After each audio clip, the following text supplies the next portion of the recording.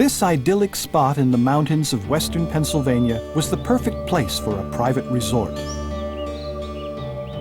In the late 19th century, wealthy families from Pittsburgh decided to buy the property to build summer homes around the magnificent man-made lake created by the giant South Fork Dam.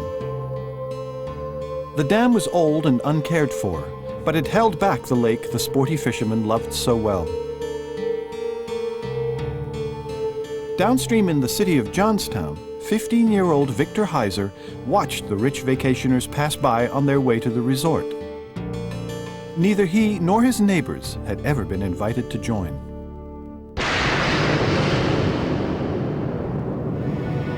When it started raining on Memorial Day in 1889, the city quickly became inundated with water. This happened all the time, so no one became alarmed.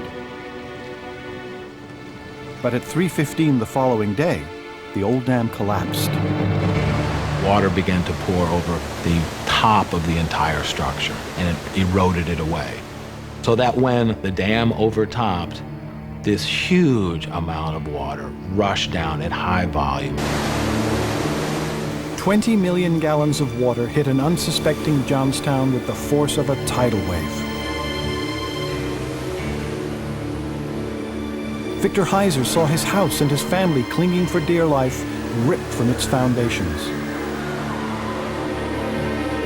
For years afterward, he was visited by nightmares. He saw himself swirling and choking and racing past trees and debris and the bodies of his neighbors, struggling for life or already dead. The 37-foot-high wave destroyed the city in 10 minutes. Victor Heiser somehow survived, but 2,200 others did not, making the death toll here larger than the San Francisco earthquake and the Chicago fire combined. The irony of the Johnstown flood was that it began with a dam. Throughout history, dams have been built to prevent flooding, and for the most part, they've done this safely and very well. Big dams also irrigate fields, capture drinking water, and generate electricity. But they also alter the course of rivers, damage fish populations, and submerge natural valleys. I would say that next to nuclear power, dams are the biggest Faustian bargain that mankind has struck with nature. With the exception of the Great Wall of China, dams are the largest structures ever built. Dams, coming next on Building Big.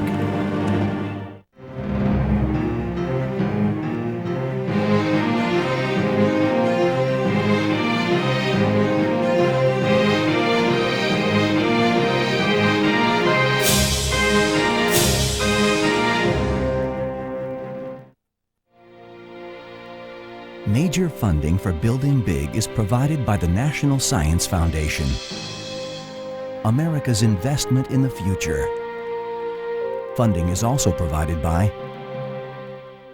Before you do this or this or this, you want to have this and this and this. You'd be surprised how much of our technology goes into your day. So for this or this or this. We're Siemens. We can do that.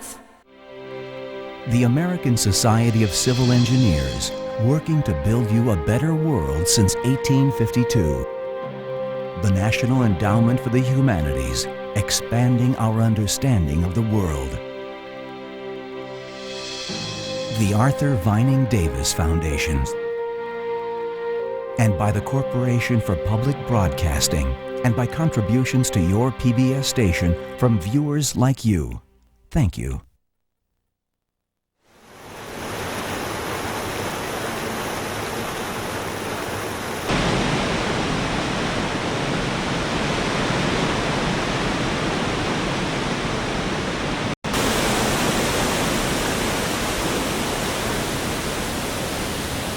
This is Iguazu Falls, located half in Brazil and half in Argentina.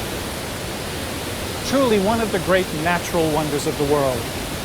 And in this magical setting, we see the ability of water to sustain and nourish the lushness of life. But what we can hear is the sound of raw, uncontrolled power.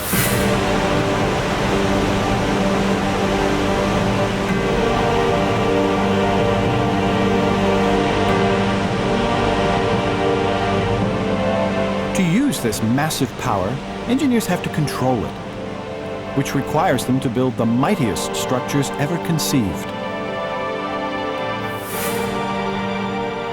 Whatever their size or shape, virtually all big dams hold back flowing water and create a lake. They let some of the water through to keep the river flowing, but they can also severely affect the ecology of river life.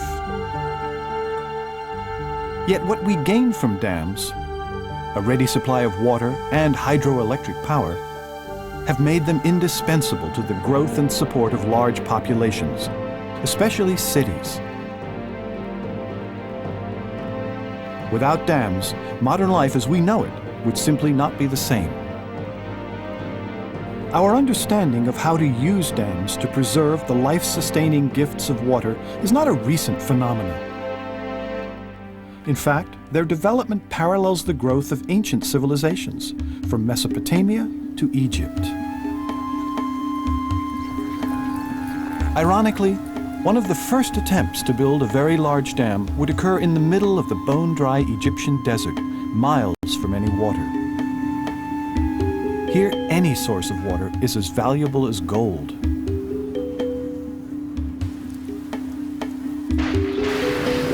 But even the driest desert will get some rain, and on rare occasions it will rain hard. When this happens, the sun-baked land can't absorb the sudden deluge. Streams form and merge, becoming a dangerous flash flood, capable of destroying everything in its path. Though frightening, to let so much water simply wash away seemed a terrible waste to the ancient Egyptians.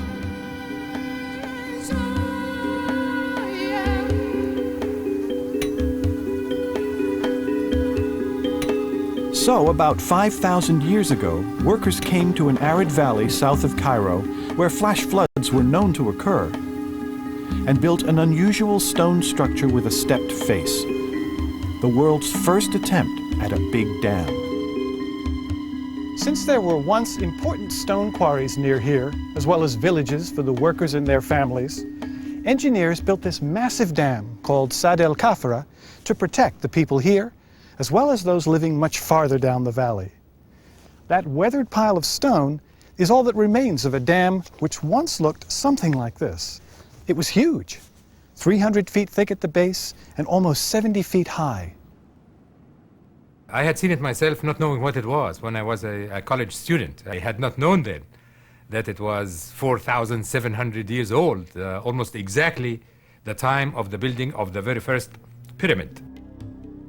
In fact, the dam was designed like a pyramid, and for good reason. First of all, its great size and wide base gave it enough weight and stability to withstand the force of a raging flood without being pushed backward. And by slanting the face like a pyramid, the builders directed the force of the water down to the dam's bulky center. A lighter structure with a straight wall could have broken apart or toppled over.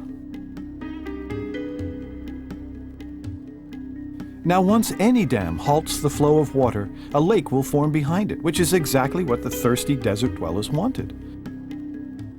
What they didn't want was water seeping all the way through, because this would have eroded the rock and destroyed the dam.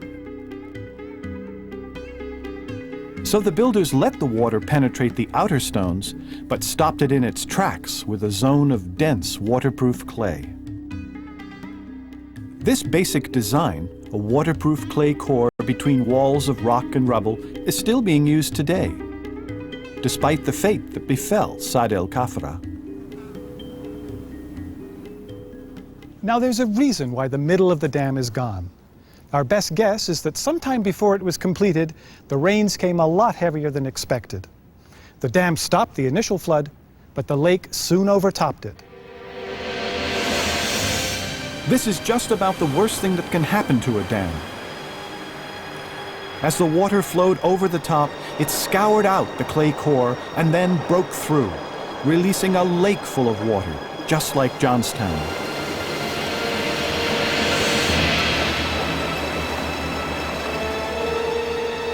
The reason that the Sadd al-Kavra may have been one of these unusual floods. So every 1,000 years or every 2,000 years, there is an enormous deluge that just takes everything in its way. It was a disaster. They never tried any other dam in Egypt's history. Until the 19th century, in fact, it took another 4,500 years for people to build another dam. Over the centuries, other cultures would learn how to build dams, to save water and to irrigate crops to feed growing populations.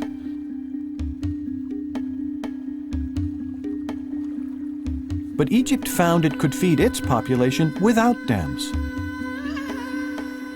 For it had a remarkable river capable of irrigating the desert all on its own. Not only is the Nile one of the mightiest rivers in the world, each spring it would slowly rise with the rains that swelled its headwaters in Central Africa. By May, the river would overflow its banks and flood a wide ribbon of desert.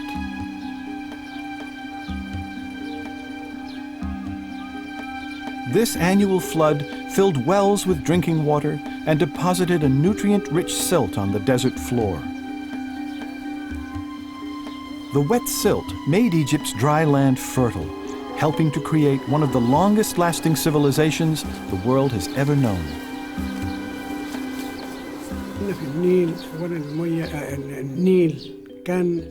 We really loved the muddy waters of the Nile.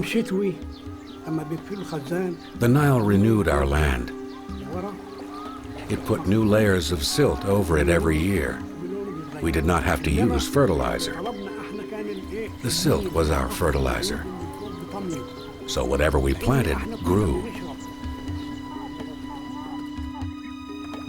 But there were some years when the river didn't rise at all, causing widespread drought and famine. Other times the Nile flooded too much, inundating fields and villages. I remember in 1959, the water was very high, and we'd walk through these towns, and you would see that the whole population is sitting it out, absolutely still. You would see that the men of these villages would find a place that is high and dry, and they just sit there. And when you pass by and greet them, they just murmur. Even returning the greeting is an effort. It's hot and there's nothing, and they just sit it out. So after centuries of living with the vagaries of the remarkable river, Egypt finally grew weary of its unpredictable gift. But only a massive dam could completely control the flooding of the Nile. By the 20th century, engineers had learned how to design very big dams that could store water and produce something as valuable to the modern world as water was to the ancient world: electricity. The British had built a dam on the Nile that by the 1920s was producing electricity. But the Aswan Low Dam, as it was called, was never big enough to fully control the annual flooding.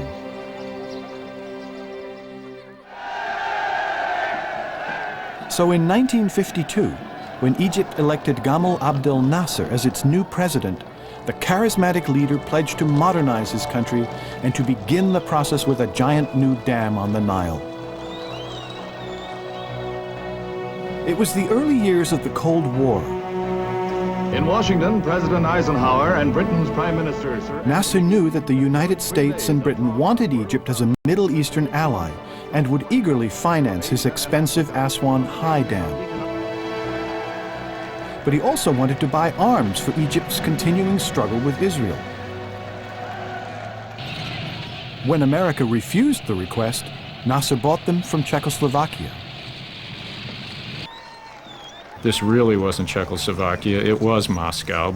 The total coming to a couple of $100 million worth of arms, which was a lot of money in the middle 1950s. Dwight Eisenhower and John Foster Dulles were shocked, dismayed, and angry at what Egypt had done. The United States has every... Britain and the United States withdrew their pledge to help in the financing of the Aswan High Dam and essentially said, it's dead, it's gone, forget it. And so the Americans said, no, you can't buy arms from the Eastern Bloc. And Nasser said, well, we can buy arms with our money from anywhere we want to. Egyptian commentators and it is said that on the following morning, the Soviet ambassador was in Nasser's office to tell him that we're ready to do this and we'll give you easy terms and you don't have to pay us with hard currency. You can pay us with cotton and products and we will do it for you. By standing up to the Western powers, Nasser and his new revolutionary government had become heroes.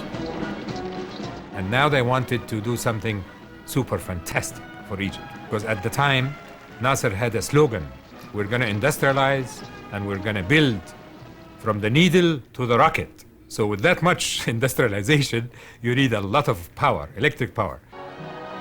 On January 9th, 1960, Nasser and Russian Premier Nikita Khrushchev symbolically threw the first rocks into the Nile to begin construction. The Aswan High Dam would be the biggest dam ever, 17 times larger than the Great Pyramid, and designed to last just as long.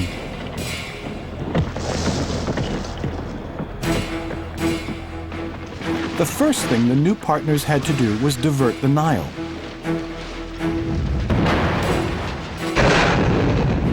Since you cannot build a dam in flowing water, the men blasted a temporary channel out of the desert and then blocked the river with a crude rock barrier called a cofferdam. When the river hit the cofferdam, it was forced into the diversion channel, which carried the water around the dam site and dumped it back into the river far downstream. A second cofferdam prevented the water from flowing backward and kept the construction area completely dry. The diversion channel worked beautifully, but soon the optimism that greeted the project began to fade. The desert heat was brutal on the men. Transportation was difficult. Communications between Russians and Egyptians were confusing. Each blamed the other for delays. The Russians complained there were not enough trained Egyptians. The Egyptians complained that Russian equipment was always breaking down. Soviet equipment is built for cold climates, and it experienced a lot of difficulty operating in the wind, sand, dust, and an extraordinary heat of Aswan. At the height of construction, there were over 30,000 men working on the dam. In such harsh, confusing, and crowded conditions, 500 workers would lose their lives, making the death toll at Aswan one of the highest ever recorded. The biggest problem the builders had to overcome was the Nile's ancient riverbed.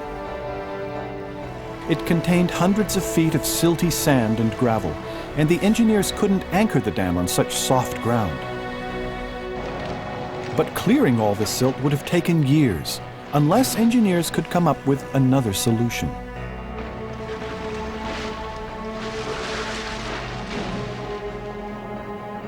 Today, you can drive over the Aswan Dam, but it's difficult to tell what it actually looks like. Lake Nasser now covers most of the dam, which is really a 600-foot-high mountain of stone and sand. The peak, which you can see, is covered with concrete. And the base, which you cannot, is nearly a mile wide and is the key to the dam's stability. When engineers want to block an enormous river, like the Nile, they generally build an embankment dam. It can be made of earth and stone or a combination, and have a very wide base and sloping walls. The wide base, here at Aswan, it stretches almost 3/4 of a mile, gives the dam stability against the river's thrust and weight. The sloping wall helps divert the water pressure away from the narrow top down towards the meaty center. And water can seep through this. But hidden inside this mountain of sand and stone is the true barrier to the river's flow. A solid core of impervious clay. Builders generally want the dam, or at least the core, to rest on bedrock. Here, that bedrock is under 600 feet of silt and loose rock. Trying to excavate all that muck and debris for 3/4 of a mile would have taken forever and cost a fortune. So instead, the engineers decided to transform a slice of the riverbed with something called a grout curtain. The problem with a soft foundation is that water can actually flow through the riverbed, which could ultimately destroy the dam. So the workers drilled narrow holes lined with iron pipes deep into the sediment. Grout, a cement-like mixture, was then pumped into the holes as the pipes were pulled back out. This action forced the grout to spread into the soft riverbed. They repeated this process hundreds of times until a solid pedestal-like grout wall stretched 600 feet from the core to bedrock. Since the grout is waterproof, any water seeping under the dam is blocked from getting through. The lake behind the dam created another kind of problem for the Egyptians. It's enormous, covering over 300 miles of desert. There were once ancient monuments located in the area that would have been submerged forever unless they were moved. With the help of the United Nations, 23 irreplaceable treasures were dismantled stone by stone and carefully transported to safer places. Before they were cut apart, the pieces were numbered so they could be reassembled at their new sites. The hardest monument to move was the 3,000-year-old Abu Simbel, a temple complex devoted to the pharaoh Ramses the Great and his wife Nefertari.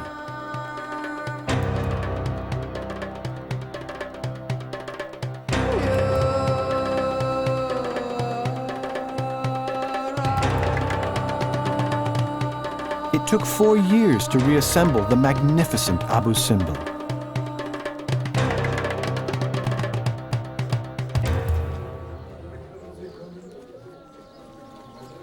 "22 other ancient monuments were relocated in the same painstaking way.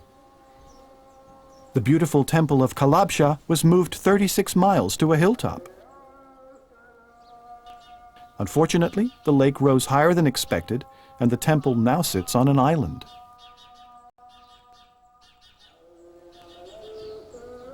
The caretakers of Kalabsha are Nubians. The lake not only submerged ancient monuments, it buried the homes of Nubian villagers whose ancestors had lived along the Nile for thousands of years. One of the disadvantages of building dams is covering land that used to belong to someone. Like in Egypt, it was the Nubians. The Nubians come from the place called Nub, which is ancient Egyptian mean the land of gold. And these people had their own way of life, their own everything.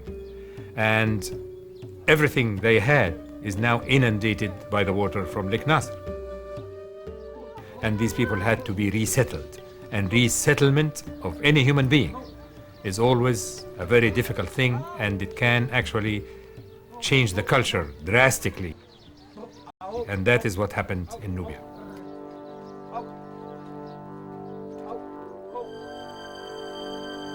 With the new lake about to flood their homelands, 120,000 Nubians had no choice but to leave their ancient villages. For us, the migration was very hard. It was difficult to leave our homes and to be put on the boats carrying only our belongings and our children, and then to come up here away from the Nile. When we had to leave our homes, we kissed the land. Many of us filled our pockets with soil. After boarding the boat, we just sat in deep silence, staring at our disappearing village.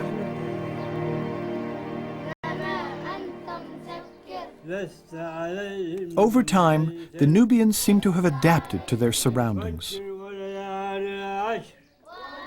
Children who never knew their ancient homelands are now adjusting to a new way of life in the only villages they have ever known. So when they moved, they were not very comfortable or happy. However, when you look at it, you will find out that they benefited in a way. They had better schools. They had better opportunities for education and for work, employment. However, I cannot defend the fact that you move a man from his place. Yeah, it would be very difficult. If it happens to me, I would be very unhappy too. Despite their forced removal from the Nile, Nubians have refused to lose their cultural identity.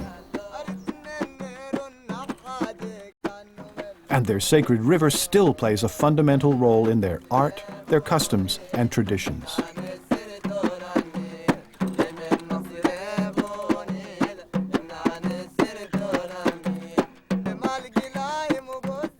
Though the Aswan Dam would cast a dark shadow on the lives of the Nubian people, for the rest of Egypt, the completion of the dam in 1971 brought nationwide celebrations. In Egypt, there is a song that says, "قلنا حنبني ودحنا بنينا السد العالي." We said we'll build it, and we did build the high dam, meaning it has actually entered the folklore of Egypt. Sadly, the man who made it happen was not there for the dedication. Gamal Abdel Nasser had died of a heart attack at the age of 52. The new president of Egypt, Anwar Sadat, dedicated the dam and the lake to honor Nasser's name and legacy. And that legacy was immediate and extraordinary. Not only did the Aswan Dam prevent flooding and create electricity, it stored millions of gallons of water that have spared Egypt the devastating bouts of drought and famine that have plagued other African countries bordering the desert. That saved Egypt. It would store the water of the high flood so that we can use it in years of low flood. If this is the only thing that Egypt had gained from the building of the high dam, it would justify the building of the dam because it made Egypt a livable place.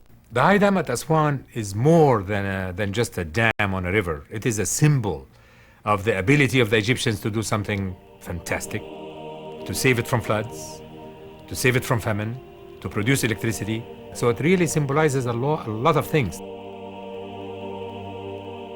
Egypt is not the only country where a single dam heralded a new age for a growing nation. In the United States, the building of Hoover Dam in the 1930s helped change the face of the American West.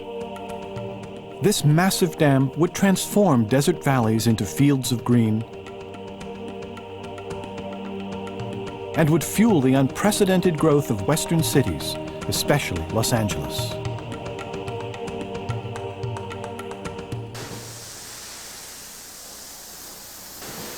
That the fate of Los Angeles could be linked to a structure on the Nevada-Arizona border hundreds of miles away demonstrates the transforming power of big dams. But it also reveals the foresight of those who saw the future reflected in the turbulent waters of the mighty Colorado River. This legendary river wound 1,400 miles through the driest parts of 7 western states. Though the surrounding terrain was too desolate to settle, even for land-hungry Americans, the river was a tantalizing lure, challenging the dreamers who saw its potential. In 1902, industrious farmers cut a channel in the riverbank and diverted a portion of the Colorado into a 100-mile-long irrigation canal. The canal fed California's Imperial Valley, and for 3 years, the Colorado River made the California desert bloom. But eventually, the river struck back, overtopping the canal and flooding the valley. Though the land lay in ruins, the owners had briefly experienced the wealth that might be theirs, if only the wild Colorado could be tamed. But harnessing this river would require big dollars and a very big dam. During the 3 years that the canal was delivering water there, it became very evident that there was a great deal of money to be made. And there's an old saying in the West that water will flow uphill toward money. And that was really what was happening here. With Imperial Valley farmers pushing for a reliable water supply, the federal government agreed to help finance the dam if Los Angeles guaranteed to buy the bulk of its electricity when it was finished. The ambitious city could not say yes quick enough. The Hoover Dam represents a melding between irrigation interest in the Imperial Valley and those interests that want to develop Los Angeles as an urban center. And so they look to Hoover Dam as a new source of supply.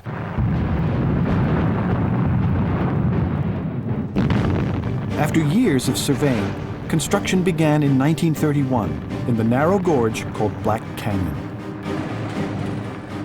Hoover Dam was one of the greatest dam sites on the planet. They were talking about building a dam much bigger than anything that had ever been built before, much bigger. The project would require thousands of workers, a consortium of construction firms, and one very able chief engineer. Luckily for the owners, Frank Crowe took the top job. And he was sort of a Gary Cooper type, tall, taciturn, tough as nails, a driven individual who commanded the total respect of the workers. Frank Crowe was quite the legend here at Hoover Dam. He was called Hurry Up Crowe because he was always pushing on people to hurry up and get the job done. I think his quote was that there were 8,000 people working in that canyon, and his job was to keep them from killing each other off while they were working. All dam work is dangerous. But at Hoover, perhaps the riskiest job was performed by high scalers. These men had to smooth and prepare the canyon walls so the sides of the finished dam could rest evenly against the surface. And they would go down hanging from ropes, sitting on 1 foot by 2 foot wooden seats. They would plant their feet against the canyon wall and push back, and they would take this 44-pound jackhammer and drill holes, blasting holes into the wall of the canyon, and nothing beneath them but 800 feet of empty air. And you're using a bar to pry at the rocks that you're standing on. You don't really know what's going to come loose. The whole slab of the mountain could come off underneath your feet and take you down with it. So to swing off the edge of that canyon with nothing more than an iron bar and a rope to hang on to was not a job that I would have really been tickled to take. Like Aswan, Hoover Dam couldn't be built until the river was diverted. But the only way to get the river around the construction site here was to blast tunnels, as big as 4-lane highways right through the canyon walls. Excavating the diversion tunnels was both difficult and dangerous. With all the blasting and heavy equipment, temperatures inside topped 130 degrees. But in truth, there was no relief anywhere. You know, the boiling heat in the summertime, the freezing in the wintertime, harsh landscape to work in, no water, 130 temperatures during the day, and all of that high-powered construction work going on around them. It must have been just almost like an inferno to work in. During the month of July 1931, 14 workers died of heat stroke, 1 every 2 days. But the contractors pushed on, working the men day and night. If the dam finished ahead of schedule, there would be bonuses for the supervisors. They were not kind employers. I remember a high scaler who said, one of his partners fell all the way 300 or 400 feet from his perch to the canyon floor, was obviously stone dead, but they didn't even move him. They just left him lying there, and the trucks just ran right around him. And when he asked his supervisor, why don't they do something with the guy? The supervisor said, well, it's too late for him. He can't be helped, and we got work to do.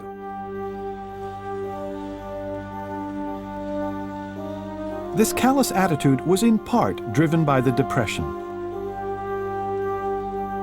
With so many Americans out of work, the bosses knew these men would do almost anything for steady wages and 3 meals a day. If anybody didn't feel like working, there was somebody who was going to take his place just like that. I mean, there were people literally waiting for people on the site to die so they could take their jobs. In 1931, a group of workers went on strike to protest the harsh conditions. The strikers were convinced that Frank Crowe, whom they trusted and respected, would back their demands.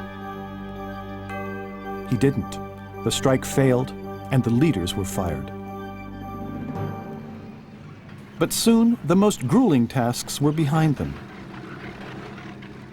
And Black Canyon, with its dramatic walls, was finally ready to receive the dam. One of the first things you notice about the Hoover is just how big it is. This is basically a gravity dam. That is, it's simply heavy enough to resist the weight and the thrust of the water pushing behind it. And you have to remember that there's a giant lake back there that's almost as high as that wall. But this is also a curved dam. And this design was originated to use the properties of the arch to resist the water with a thinner and therefore less expensive dam. Now, the arch dam, like the arch, works in compression. The weight of the water pushes against the dam, creating forces that travel all along the curve. But the canyon walls push back, counteracting these forces. This action squeezes or compresses the material of the arch together, making the dam rigid enough so that the lake can't push it over. Now, arch dams have been built successfully throughout the world. But the arch wasn't used here to save money. This dam is so thick and so heavy, it doesn't need to be curved. It was more of a psychological thing. The designers thought that people would feel safer if the dam was curved. And aesthetically, they thought it looked better. And they were right. Though there was plenty of stone in Black Canyon, the engineers chose to build Hoover out of concrete. Not only is it waterproof, it would enable the builders to create a completely solid wall.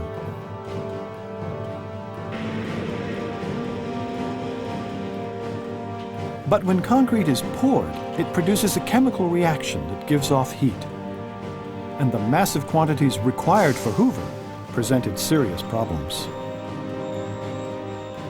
They used 66 million tons of concrete. The cooling of that mass of concrete was a very daunting problem. Nobody had ever built a dam remotely this size. It would have taken years for that concrete to cool without them having done something to accelerate the cooling process. Not only that, but it'll crack if the cooling is uneven. There could be no cracks in Hoover Dam. So Frank Crowe built a giant water refrigeration plant right on site. He then had the men set steel pipes inside the wooden forms and pumped chilled water continuously through the pipes so the concrete would cool as it hardened. This method had worked on smaller dams, but would it succeed for the giant Hoover? It did. And soon the great curved wall of Hoover Dam was the largest concrete structure ever built.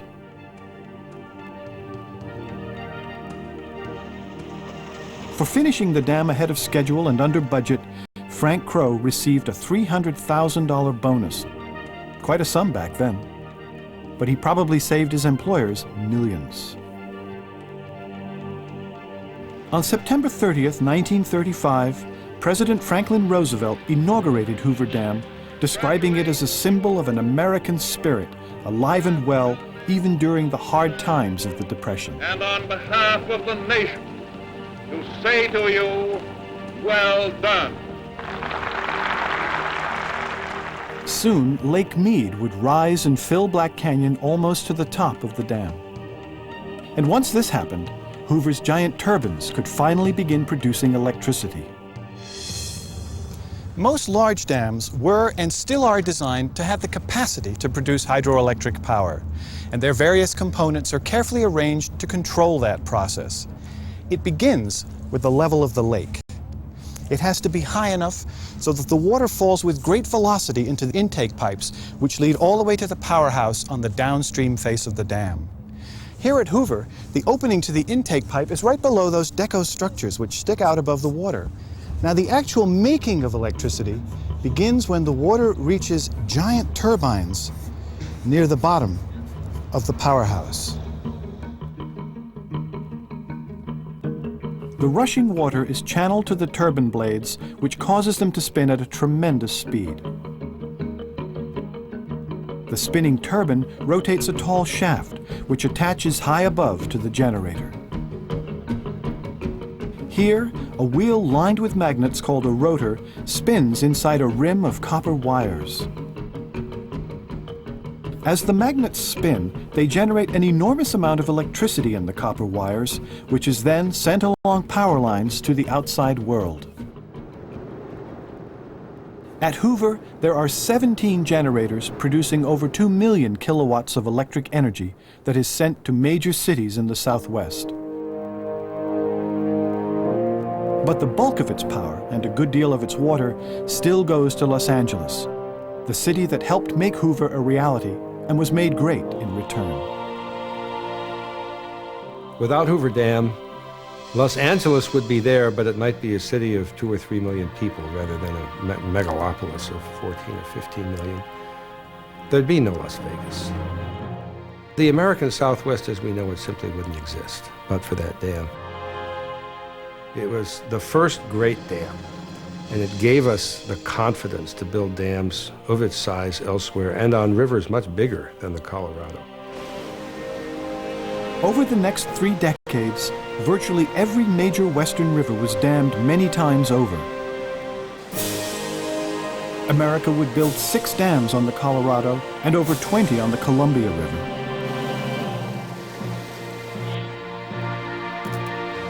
In 1945, the largest sources of electricity on the planet were the Grand Coulee and Hoover dams, powering the growth of cities from Seattle to San Diego. People really believed that this was the future, this was progress. Of course, they weren't looking at other things. They weren't looking at what were the long-term environmental consequences going to be, or what could the impacts be on people living downstream who were going to have their water supply taken away. The Colorado has been dammed and diverted so many times it no longer reaches the sea. It just trickles out and dies in what is now the Mexican desert. At one time, lush wetlands actually flourished here.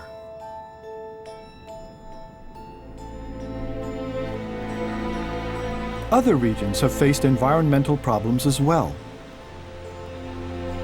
In the Pacific Northwest, salmon on the mighty Columbia River are virtually blocked from swimming upstream to lay eggs and renew their species.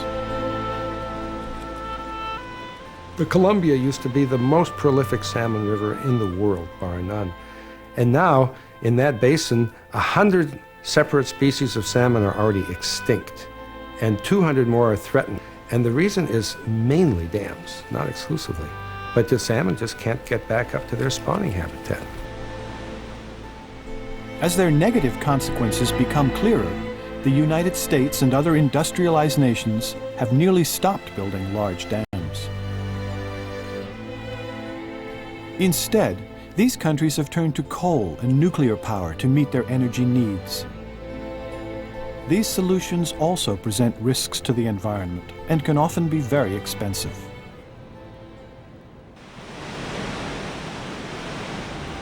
That's why nations like Brazil, with vast river resources, a growing population, and a drive to modernize, continue to build dams.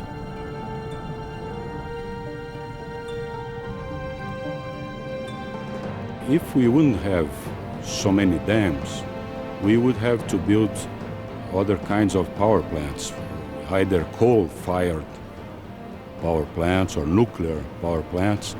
And we think that for a country such as Brazil, hydro is a better solution. In partnership with neighboring Paraguay, Brazil has already built the largest power-generating dam in the world. The sprawling Itaipu complex produces as much electricity as 12 nuclear power plants. Yet the country needs even more. But when the government announced it was building 2 new dams near the town of Ita in southern Brazil, instead of relief, there were protests from the people who were about to see their homes and livelihoods submerged by the dams.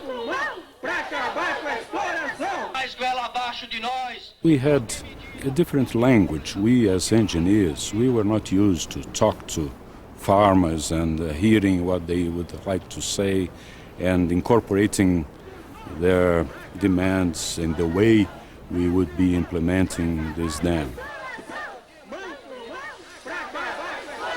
Forced to delay construction for 8 years, the government finally gave the protesters just compensation for their land, as well as a brand new town.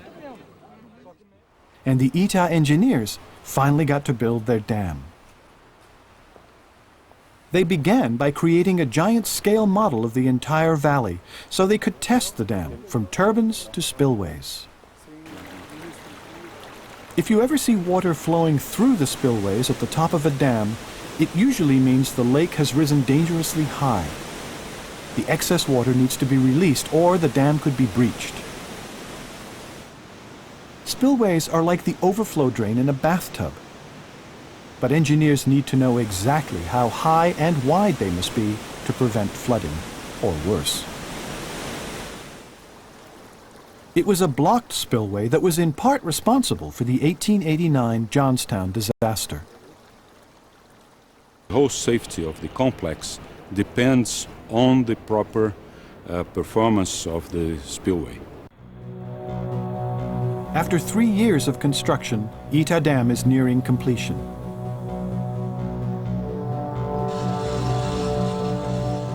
At this stage, everything at the dam site has become enormous.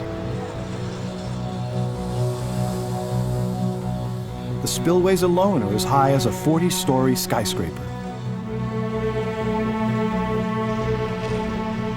To build a dam like Ita requires thousands of workers, food and housing to sustain them, and an enormous payroll to distribute every 2 weeks.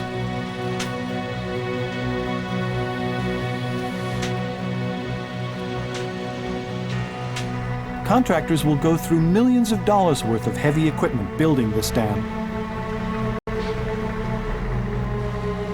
The tire bill alone will approach 7 figures.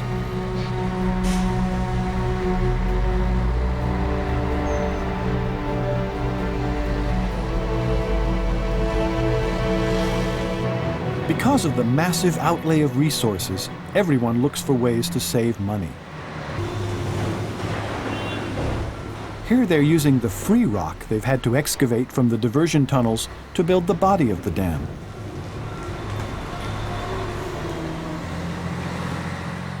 And they are making Ita waterproof in the most cost-effective way possible.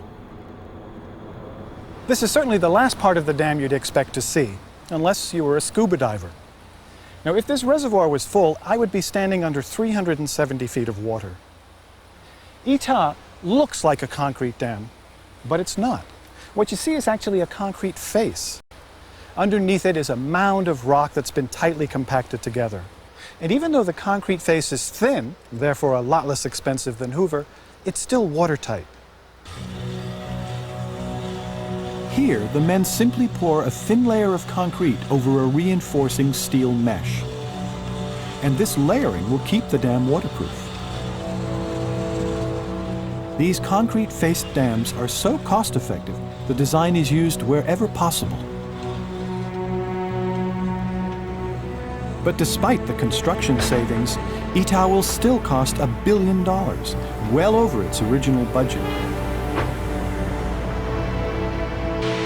This is mainly due to the government's failure to take into account the true human costs of building big dams, especially resettlement.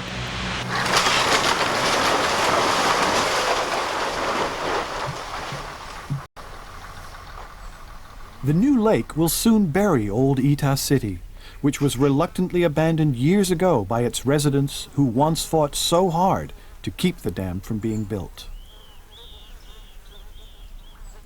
When the water comes, only the old church towers will be visible above the lake, rising like gravestones in the valley.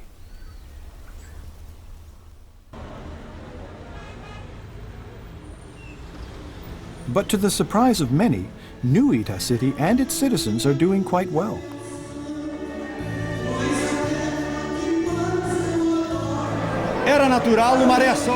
It was only natural that the people initially had a negative attitude toward the construction of this dam.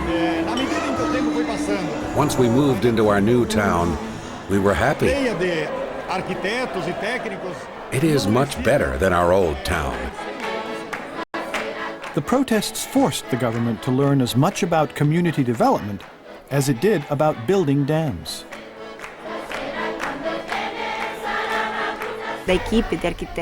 When we had to relocate the town of Etah, we hired architects and engineers to help us solve the problems facing the community. It was also important to take advantage of certain old architectural elements that are relevant to their culture. So we put the stained glass windows from the old church into the new church. And I think the people of the community feel they got something that was fair.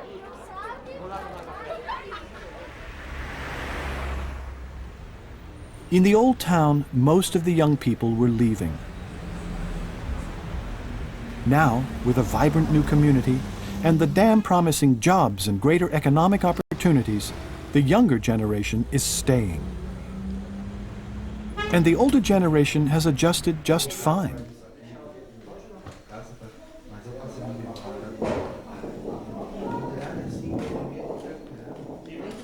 At Etah, the Brazilians have shown that there is a way to balance the demand for more dams with the needs of people displaced by them.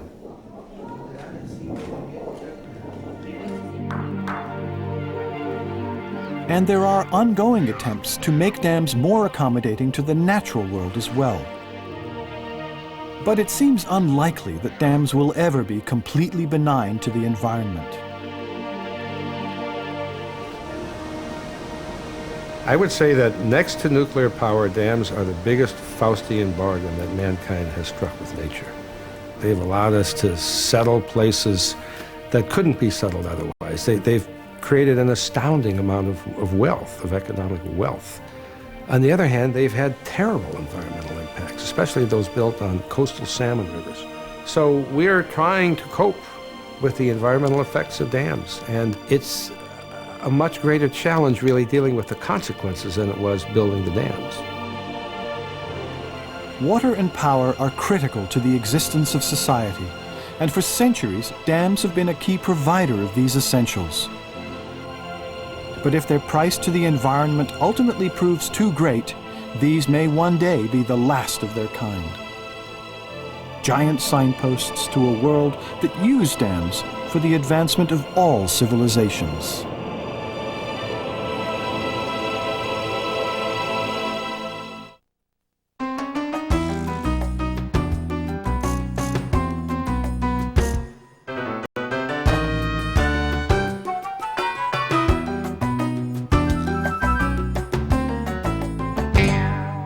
Hi, I'm Kenny. And I'm Caroline from the PBS Kids show Zoom. At Zoom, kids send us letters all the time, challenging us to build things. Recently, 5th grader Tommy G. of Sandwich, Massachusetts, asked us to build a miniature model of a dam. Building a model is a great way to learn a lot about science and the steps that engineers go through to build big things in the real world. We call it building small.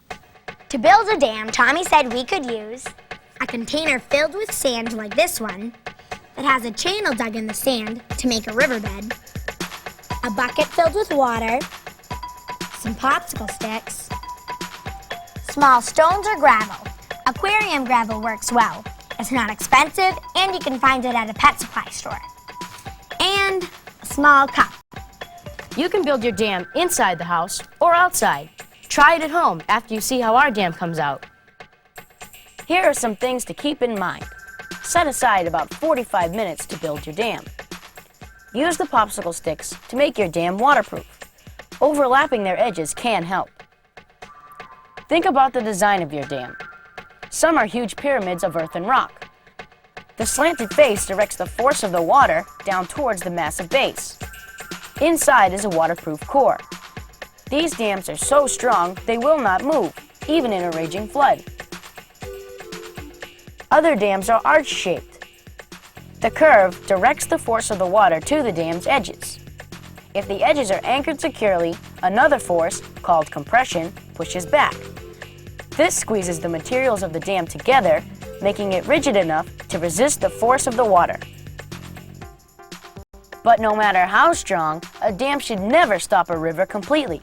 If it did, water would spill over the top and destroy it. Design a way to release water in small quantities without weakening the dam. Now it's our turn to build a dam. But remember, the way we make it is not the only way. So be sure to try out your own ideas. First, I think we should just try the rocks. Okay. And see what happens. Where do you want to put it? The dam? Probably like around right here. Okay. Okay. We have a lot more in the bucket, too. Yeah. Okay. So we're just going to pour water in here, let it fill up, and see what happens. Okay. I wonder if it'll just, like, the water will, like, sink into the sand and then maybe, I don't know, this is kind of impossible. Maybe, no, it might like, sink into the sand and then come out. Oh, look, it's already Oh, coming. yeah. It's going right through the rocks.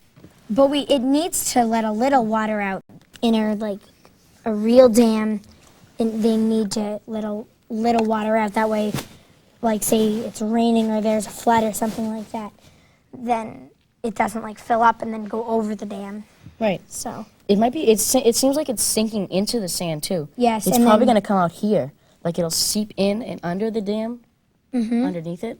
So maybe we need to, like, go down under the sand to protect it from going through. Yeah. Do you want to do the same thing with popsicle sticks? Sure. Like, just to make sure Okay. popsicle sticks do? There we go. What if we put, like, popsicle sticks on the side like that? And then, pack it in, so it's kind of like protected. Okay. And the water won't take away the sand. Okay. And then we'll put the popsicle sticks right next to it. Okay. Sure.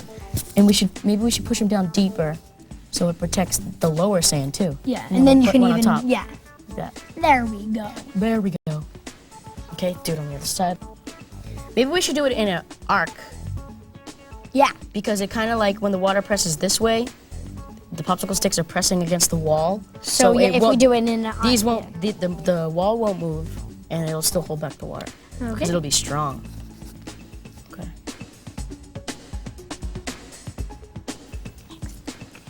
Okay. Here. Okay. Rocks. Here, those are all sandy. That's good. That's all right. Yeah. Okay. So you just want to like pack them in next to it? And then we'll do another arc. So we'll have a wall, and then if there's a lot of space in between, we can just add more rocks. All right. You want to build the second wall now? Oh, yeah. Okay.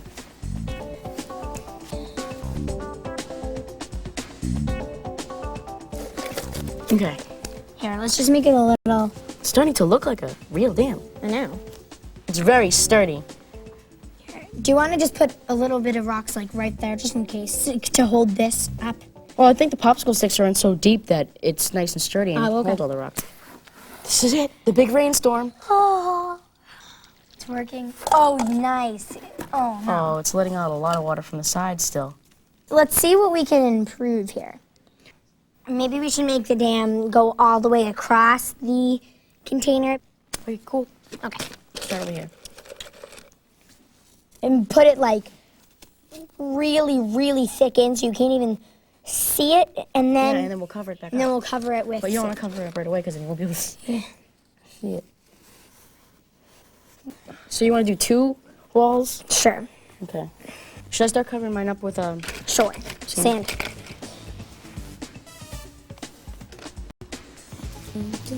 Should I cover up what you already made? Sure. I'll stick some of this in. So, There we go. might be good if we get it in. Now, you want to do the pebbles going Sure. down? Okay, let me get some of these pebbles.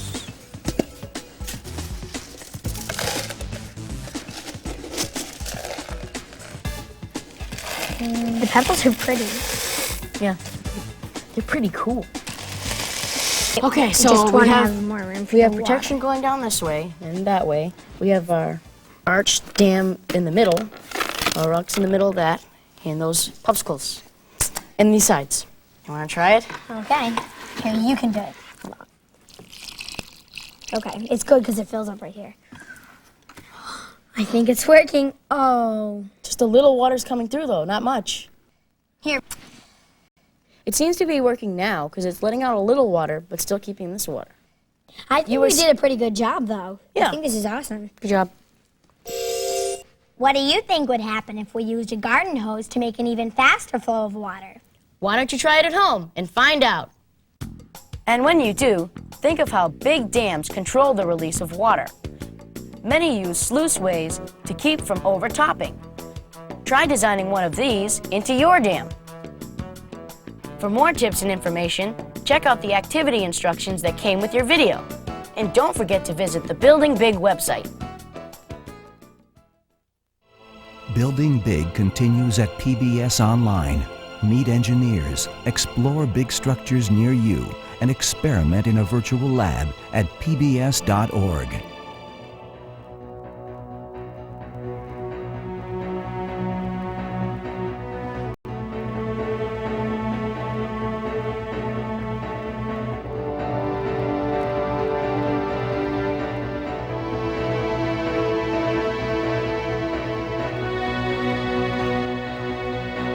The 5-part Building Big boxed set and the companion book by David McCully are available from WGBH Boston Video. To place an order, please call 1-800-255-9424. Educators, ask about our Building Big curriculum kit.